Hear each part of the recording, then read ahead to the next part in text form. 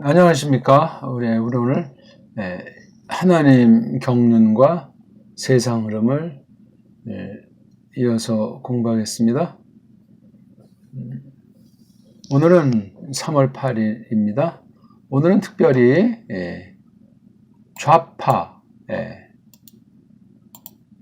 좌파라는 거랑 우파라는 것에 대해서 아주 간단히 좀 생각해 보고 싶습니다.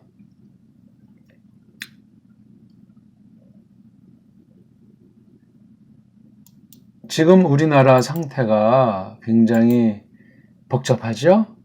지금 정부를 어떤 사람들은 좌파 정부다. 조금 센 말로는 주사파 정부다. 어떤 사람은 빨갱이들이다. 뭐 이렇게 말해가지고 뭐 법정 공방도 이루어지고 복잡하잖아요. 우리나라의 독특한 처지에 쏠린 표현들이 많아요. 이게 뭐 서양에서 영국이든 또는 어떤 사건을 통해서든 이 왼쪽, 오른쪽이라는 거, 우리나라 고유에는 좌는 청룡이 있어요. 청룡. 룡은 용인데 최고용이 청룡. 그 다음 우를 뭐라고 하죠? 하얀 범. 좌청룡 우백호. 이건 우리 사상이에요. 또 좌의정. 대감들 중에 좌의정, 우의정이 있잖아요. 그렇죠? 예. 왼쪽이 늘 조금씩 높아요. 근데 세상 어떤 그 정치판에서 어떤 어떤 임금을 죽이냐 살리냐 뭐 어떻게 죄를 묻냐 하는 것 때문에 온건파를 우파라고 하지 않습니까? 온건파를 우파라고 하고 아니다. 죄는 죄대로 확실히 정리를 하자 하는 게 좌파로 그냥 그런 역사가 있다고들 하는 거예요. 한편. 그런데 이게 영국 내지는 그 짝퉁 유태주의자들이 개입을 해가지고 돈놀이를 편안히 놀면서 개개승승 먹고 살라고 하는 그런 소수의 버러지들이 있어가지고 정치판에 경제를 전제로 해서 판을 벌인 게 바로 자본주의라는 그런 개념 말. 또 하나는 공산주의. 이런 말이 이제 대척되는 말로 나온 거예요. 다 같은 뜻으로 같은 종자들이 만들어낸 이론이고 그러한 실제입니다. 역사가 뭐 100년 좀 넘은 거예요. 러시아가 1907년, 그렇죠? 노동자들 혁명으로 이제 뒤집어지고 그때 뭐 니콜라이인가 누군가 왕정이 무너졌잖아요. 그래서 레닌 뭐 스탈린 이렇게 이어지다가 이제 소련으로 만들어졌다 또 다시 망해서 이제 지금 러시아 이런 역사가 전개되는데 러시아 역사는 언제부터 비롯되는가? 이것도 우리가 굉장히 관심사예요. 유럽의 해적들 종류의 일종 출신이라고 알면 돼요. 러시아 그러면은 영국, 네덜란드가 같은 뭐 프랑스 이런 어떤 그쪽에 있는 해적들 출신으로 본다 이거예요. 그게 뭐 맞는지 틀리는지 모르겠지만 갑자기 나타난 자들 아닙니까? 10세기? 11세기? 그렇게 컸다고 이제 세계 역사 기록에 나오는 게 그렇다 이런 얘기예요. 승자의 기록이고 주권자의 기록이 그렇습니다. 그러니까 이 자본 중심한 거를 우라고 하고 공산사회를 좌라고 하는 건 서로 지금 왜곡하고 공격을 하는 면이 한 가지 있는 거예요. 자본이나 공산이 다 이게 돈놀이 하는 사람이 어떻게 하면 편안하게 먹고 살까 해서 세계를 두 쪽으로 잘라서 서로 으르렁거리게 만들면서 요쪽에 정보 주고 요쪽에 정보 주고 해서 큰 기업을 하건 세계 전쟁을 일으키건 또는 한 나라 사이에 두 쪽으로 이간질을 시켜서 내분이 벌어지게 하는 그런 전법을 대대로 사탄에게 속한 전법이 그러한 거예요. 분열시키는 거예요. 자기는 분열하지 않으면서 종교건 정치건 경제건 군사건 뭐가 됐건 이렇게 두 쪽으로 갈라져 가지고 이런 전법을 하는 것이 좌파 우파가 여러 가지로 개념이 변화되고 모든 문제가 이것이다 해서 막 이제 이 원뜻이 완전히 왜곡이 돼가지고 목소리 큰 사람은 우, 패배하는 사람은 좌, 이런 식의 공식이 우리 대한민국에는 지금 벌어지고 있고, 최근에 이제 미국만 하더라도 수십 년 동안 쭉 하면서 지금 좌파가 부정선거를 통해서 지금 대권을 쥔 것 같다는 것이 우쪽에서 바라보는 이야기잖아요. 그렇죠? 예.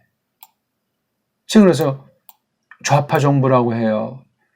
우파에서 말하기를 폭력이다, 거짓이다, 지네 맘대로 한다고 하고, 둘 사이에 또 항상 짜고 치는 고스톱이라는 게 있어요. 남북 문제건 동서 문제건 동양 서양 문제건 미국 안에 좌파건 우파건 민주당이건 공산당인건 공화당인건 그런 거 지금 계속 하는데 일반 시민들은 헷갈리는 거예요. 왜? 원 역사를 가리고 왜곡하고 조작을 했고 그렇게 또 교육을 받았고 또 그런 것처럼 보이도록 경제정책, 문화정책을 퍼뜨리고 계속 거짓말로 켜켜 쌓이다 보니까 헤어나온 자체가 아직도 거짓말인데 그걸 진짜로 아는 수가 있고 다수 중심으로 하니까 다수가 진리이고 소수는 거짓말쟁이인 것 같고 승리하는 사람은 참이고 패배하는 자들은 공갈쟁이. 이런 이상하게 좀 타락한 논리가 있어요, 이거요. 이걸 마치 현실주의, 돈이 힘이기 때문에 돈주의, 돈을 가지고 권력도 사고, 경제도 계속 아우르고, 이런 일들을 계속 하고 있는 거. 이걸 사람들이 잘 몰라요. 이러저런 방식으로 속여가지고 알 수가 없습니다. 뭐, 딴 나라 말할 필요 없이 우리 한국을 한번 살펴보자고요.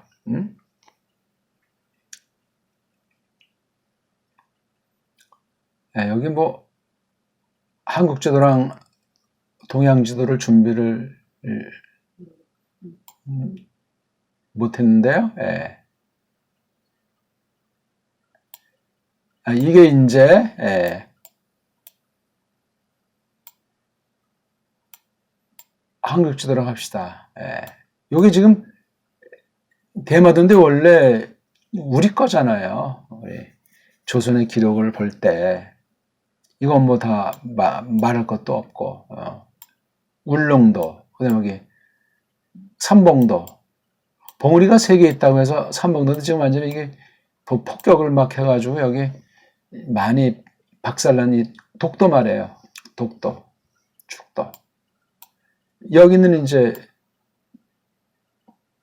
오키나와도 대대로 우리랑 가까운 족속인데 2차 대전 이후 미국이 일본에 편들어줘가지고 지금 완전히 군사기지가 돼버렸어요. 그럼 우리 이게 영역이 참 대단한 건데 이거 대마도는 지금 거론조차 하지도 않고 또 독도 가지고 이제 가지고 놀고 있고 이건 이미 뭐 완전히 뭐 일본의 속국인지 뭔지. 근데 이것까지 지금 잘라졌잖아요. 38선에 배면 이쪽 평야지대를 북한이 가져가고 이쪽 강원도 쪽을 우리가 갖고 오고 여기에 이제 러시아, 소련, 여기에 중공, 여기에 일본, 바다 건너 미국, 저쪽에 영국 이렇게 이제 돼 있잖아요. 우리가 잘 모르는 것이 1910년에 이제 망했다고 하고, 그렇죠? 1897년에 이제 조선이 없어지고 이제 대한제국이 섰다고 하고, 1876년 쪽발이가 뭐 어떤 1866년 또 뭐 프랑스, 미국, 영국 아무튼 요때 계속 이 세상이 여기를 침투했어요. 만주 심양 봉촌이라고 할 때 여기서 1882년에 이제 성경이 번역되기 시작한다고 하지 않습니까? 이때 이건 조선 땅인 거예요, 이게 지금. 지금 지도로 말하면 우리나라 바깥에서 성경 번역해서 들여왔다고 하는 건 참 유치하기 한량없는 거지. 다 이거 우리 영역이니까 여기 소위 이제 동북 삼성 아닙니까? 근데 이게 이미 벌써 16세기 중반, 후반 되면 서양 카톨릭 예수회가 이미 그 전에 중공도 침투했고 일본도 침투한 것이 우리 이 땅에 이제 들어오는 거예요. 이른바 구교가 먼저 들어오고 나중에 이제 19세기 들어서 가지고 1세기 뒤에 신교가 들어오는 거예요, 여기에. 그러니까 우리 벌써 이게 구교 신교라고 하는 이런 것이 이른바 리시 조선과 매우 관련이 있어요. 적어도 18세기? 17세기? 이미 관련이 있는 거예요. 중공이 이쪽에도 벌써 많이 들어와 있는데 이 역사도 사실 똑바로 알아야 되는 거예요. 지금 좌파 우파를 설명하려고 우리가 한국 상황을 놓고 하는데 그러니까 이미 일제가 들어오기 전에도 벌써 1592년은 일본 또는 외라고 하는 것에 로마 카톨릭 예수회가 결탁을 해서 침공해가지고 7년 전쟁이라고 하죠. 7년 외란이죠. 난동. 우리가 황제국인데 우리가 으뜸인데 변방에 있는 이 난동꾼들이 외세를 힘입어서 7년 동안 수라장을 만들었다. 거기 바로 구교 카톨릭. 뭐 개신교에서는 카톨릭이 가짜라고 하고 카톨릭에서는 개신교가 우리한테 떨어져 나간 못된 것들이라고 이단이라고 이렇게 말하고 있지 않습니까? 야, 그러니까 이게 벌써 얘기가 복잡한 거예요. 매우 독특하단 말입니다.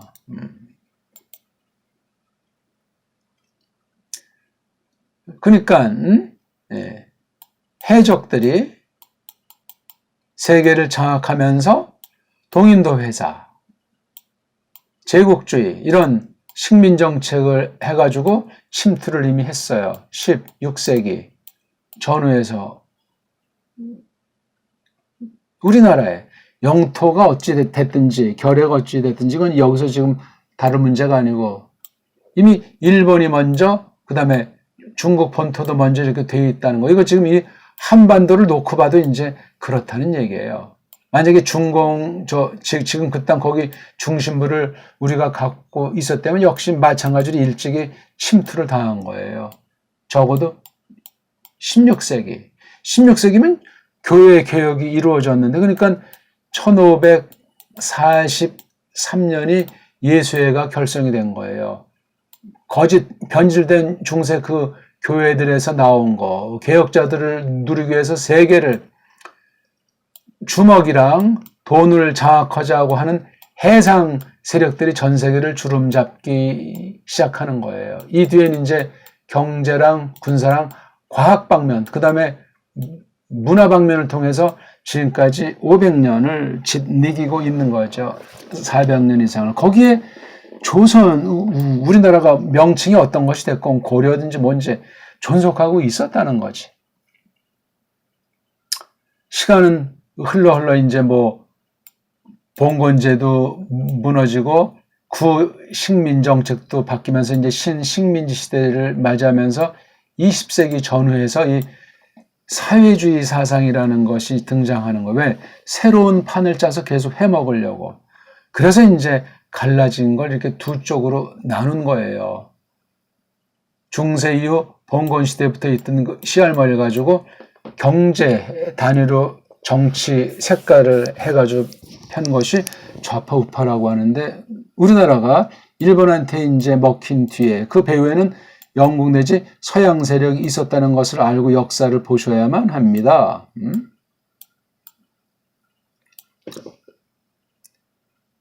구교가 들어와 있어요. 신교가 들어와 있는 거예요, 이미. 물론 이미 벌써 19세기 후반 1880년대, 90년대만 돼도 벌써 신교 선교사들이 1000명 이상이 우글거리고 있었어요.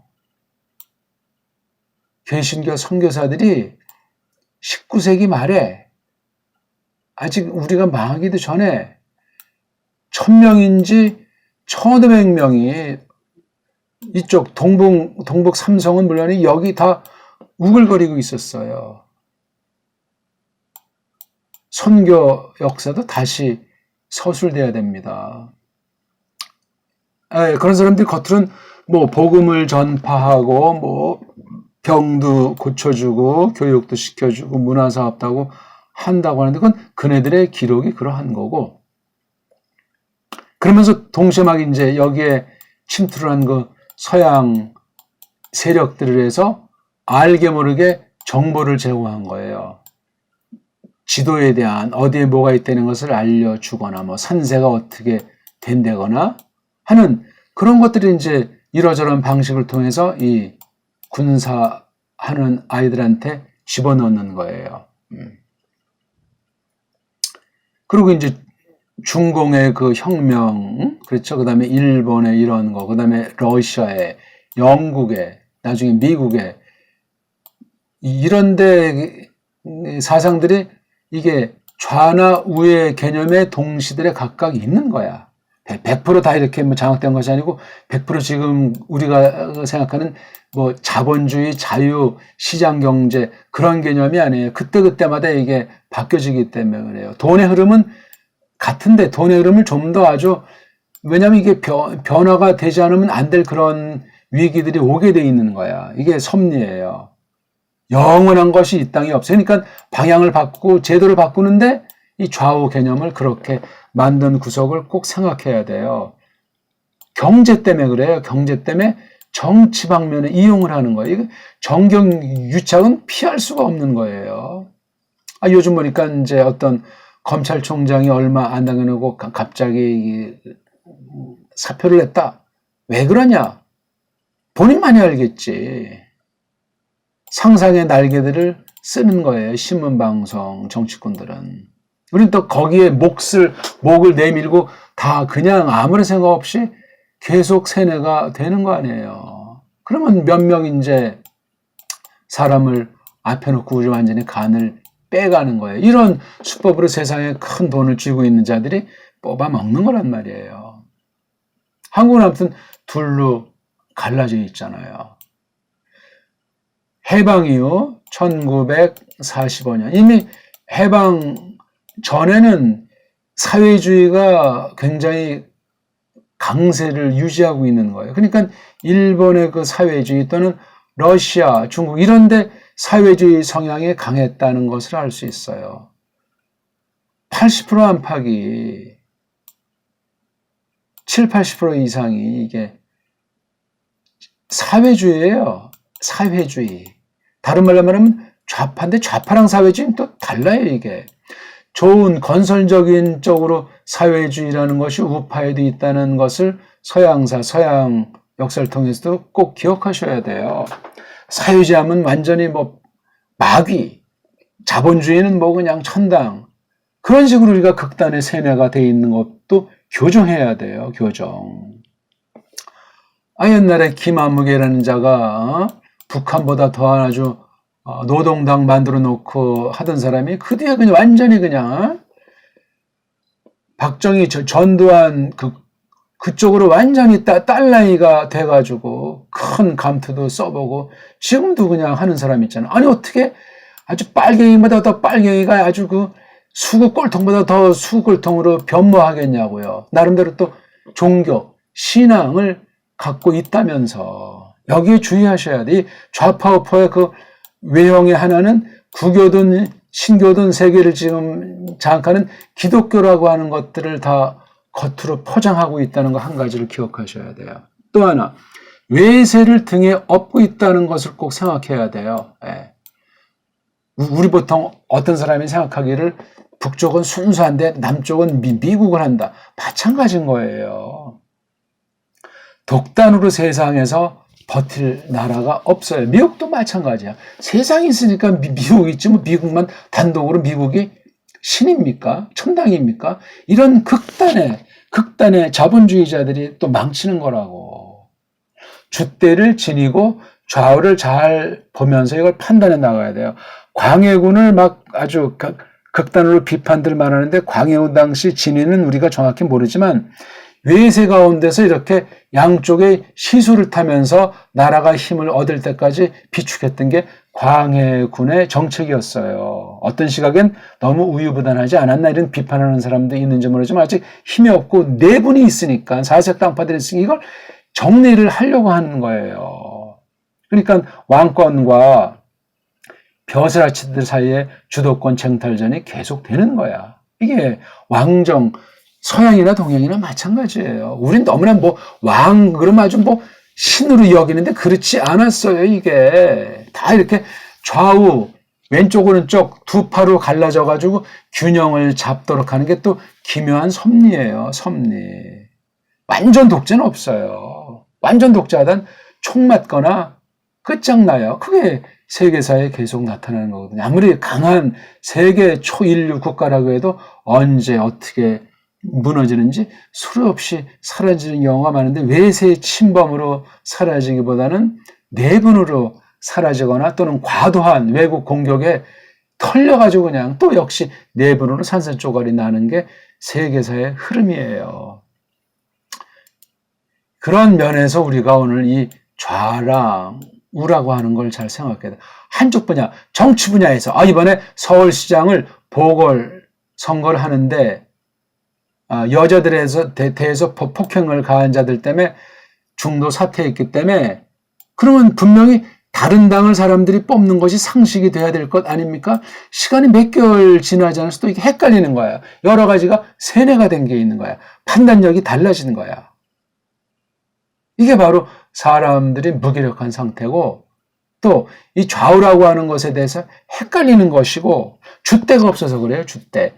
나라나 결이라고 하는 전체가 어떻게 흘러왔나를 당당하게 줏대를 가지고 이것을 판단할 수 있는 능력을 연마를 하지 못해서 그래. 그래서 쏠리는 거야. 거짓말에 쏠리고 조작된 여론에 쏠리고 신문방송에 눈기가 먹고 욕심쟁이들이 돼가지고 쾌락주의 돈에 정신 팔려가지고 나만 되면 됐지 어떤 놈이 시장이 되건 말건 이런 또 아주 냉소주의자들 패배주의자들 무책임주의자들이 뒤에 섞여 있어가지고 나만 살면 그만이라는 거지. 어떤 사람도 정치 한 자리 하려고 또 정치에 완전히 양극단의 매파들이 있잖아. 이른바 대깨물이건 수국 꼴통이건 별의별 종류들이 많아요. 지금 보면 대략 20% 안팎이 아주 깡우파, 이른바 보수파라고 하잖아요. 보수파. 똘똘 뭉친 보수파가 20% 안팎으로 봐요. 중도파, 작게 잡으면 40%, 늘면 60%까지 간다고 하지 않습니까? 그 다음, 진보파, 똘똘 뭉친 거 많이 봐주면 30%, 보수파, 헐렁이까지 30%, 양쪽에 부동층, 둘 다 똑같은 놈들이다. 난 뭐가 뭔지 몰라. 그날 가서 이제 표를 찍는 사람이 40%. 이런 구도예요, 이게. 요게 요쪽으로 붙으면 요쪽 사람이 되고, 요게 요쪽으로 붙으면 또 이쪽이 지금 정권을 잡는 거예요. 그러니까 이 사람들이 정신 차려야 되는데 이게 역시 좌가 뭔지 우가 뭔지 몰라요. 그냥 신문에서 떠드는 대로 친척이 말하는 대로 동창회 가서 식구들끼리 모여서 뭐 이러저런 이권이 돼가지고 이렇게 하는 거예요. 가끔 이제 북쪽에서 이제 한 방씩 놔주면 요기를 뽑으려고 장난 놀고, 또 미국이 또 뭐 한번 딱 해서 이렇게 흔들리고 있는 거 삼척동자도 알고 있지 않습니까? 세 분에 보면은 좌우를 치우치지 않고 줏대를 가진 사람은 극소수예요. 1%가 안 된다고 보면 비유 표현해요. 그 다음 이쪽 완전히 극단, 못 말리는 자들 10%씩 될까 안 될까? 5%에서 10%까지는 안 될 거야. 이건 완전히 양극. 빨갱이보다 더 빨갱이. 예? 이건 아주 자본주의보다 더 완전히 아주 돈에 아주 그냥 완전히 돈통에 빠진 사람들 5%. 이건 1%. 이제 범 좌파, 범 우파. 예? 이게 좌예요, 좌. 한국은 그래서 일제 이후 6.25 전까지 좌파가 우리 남북 전체에서 80% 가까이 돼요. 적어도 70% 이상. 나머지는 우파예요. 그게 갑자기 없어지겠어요? 안 없어져요. 그래서 남북이 공이 6.25 뒤에 막 숙청사건, 막 그런 것들이 막 독재, 막 그런 헌법 유린 같은 것들이 많은 사건들이 발생했던 거예요. 그건 남북 마찬가지예요. 간단치 않아요. 그래서 대충 지금 남쪽은 우파가 많은 듯이 보이고 북쪽은 좌파가 많은 듯이 보여요. 네. 우리는 북쪽을 빨갱이라고 하고 북쪽은 우리를 괴뢰 도당이라고 해요. 같은 말이에요. 이 양국으로 줏대 없이 딴 나라 눈치 보면서 산다는 비아냥이죠. 근데 여기 이제 진보라고 하잖아요. 진보. 여긴 보수. 아주 이쪽에 극보수가 있잖아요. 그 다음 이쪽은 덜렁이 보수. 여기 급진, 극단. 그 다음 이건 덜렁이 진보. 이거 외에도 종류는 더 많아야 돼요. 근데 자기네가 자기네를 잘 몰라요. 딴 사람들이 자기네를 잘 분간해 준다는 사실을 상식으로 아셔야 돼요. 제가 볼 땐 그렇단 말이에요. 아주 극소수, 이쪽 저쪽을 다 예리하게 간파할 수 있는 사람은 1%가 안 된다고 저는 봐요. 이런 사람들 잘 말도 안 하고 드러나지도 않아요. 그러니까 어떤 한쪽에 쏠리지가 않는 사람들, 그러니까 이 양쪽으로부터 회색 분자인 양 공격을 받을 수도 있어요. 이미 요 안에서 이 급진이 덜렁이를 보면 너 회색 분자라고 해서 내분이 발생해요. 여기도 마찬가지로 아주 수구 꼴통이 이 아리까리한 앨범 너 완전히 좌빨이라고 너 서로 이제 내분이 발생해서 갈라지는 거예요. 잘 몰라. 자기네끼리는. 이 판에 중요한 건 돈이에요. 돈. 힘이란 말이에요. 힘. 돈의 힘이 물론 그러니까 세상의 물주들이 장악하는 걸 까먹으면 또 안 되고 여기에 사주를 받았건 연결된 국내 돈 가진 자들이 대통이 되는 거야. 거기 밑에 뭐 국회의원들, 지사들 다 딸랑이들이 줄을 서는 거야. 누가 우리나라에 물주라고 소문이 났는가? 현재 대통령한테 쏠려 있는 거야. 지갑이 비어 있건 없건 그렇게 이제 때로는 허수아비를 세워질 수도 있고 심부름꾼이 될 수도 있고 또는 뭐 서로 그냥 짜고 치는 고스톱을 할 수도 있고 그렇습니다. 돈 없으면 밀려납니다. 돈줄이 끊어지면 끝나는 겁니다. 모든 나라 공이 마찬가지예요. 북한도 마찬가지예요. 돈줄이 다 말라버리면 거기 완전히 박혀버리게 돼 있어요. 그러니 이게 돈 가지고 유태인들이 만약에 물주였다면 돈 가지고 좌우를 장난질하는 거예요. 쌈도 붙이고 서로 그냥 내분이 벌어지게 하기도 하고 세상 정체를 이렇게도 바꾸고 저렇게도 바꾸고 코로나 같은 것도 할 수도 있고 부정선거 같은 것도 획책할 수도 있고 왜? 돈 벌면 되니까 계속 속여가지고 개돼지로 장난질하면 되니까 꼭 기억하셔야 돼요. 이거는요. 그러니까 이렇게 여러 가지들이 있어요. 양극단 5%야. 이건 빨갱이보다 더하고 이건 아주 흰둥이보다 더한 겁니다. 이거는. 그러면서 요거 세 덩이를 따져 극단의 진보, 부드러운 진보.